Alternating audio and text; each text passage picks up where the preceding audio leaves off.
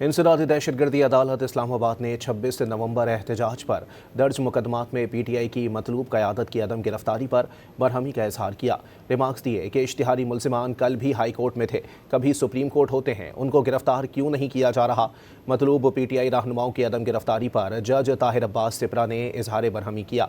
कहा कि 17,000 मुल्ज़िमान हैं और अभी तक 500 के लगभग मुल्ज़िमान का चालान आया है। क्या पुलिस सिर्फ गरीब लोगों का चालान पेश कर रही है? अदालत ने कहा कि अलमिया ये है कि इश्तिहारी मुल्ज़िमान सरेआम इस्लामाबाद में घूम रहे हैं। अदालत ने एक मुकदमे में SHO को तलब करते हुए मजीद समाअत 11 मार्च तक मुलतवी कर दी। इंसदादी दहशतगर्दी अदालत इस्लामाबाद ने 26 नवंबर एहतजाज पर दर्ज मुकदमात में पीटीआई की मतलूब क़यादत की अदम गिरफ्तारी पर बरहमी का इजहार किया। रिमार्क्स दिए कि इश्तिहारी मुल्ज़िमान कल भी हाई कोर्ट में थे, कभी सुप्रीम कोर्ट होते हैं, उनको गिरफ्तार क्यों नहीं किया जा रहा। मतलूब पीटीआई रहनुमाओं की अदम गिरफ्तारी पर जज ताहिर अब्बास सिपरा ने इजहार बरहमी किया। कहा कि 17,000 मुल्ज़िमान हैं और अभी तक 500 के लगभग मुल्ज़िमान का चालान आया है।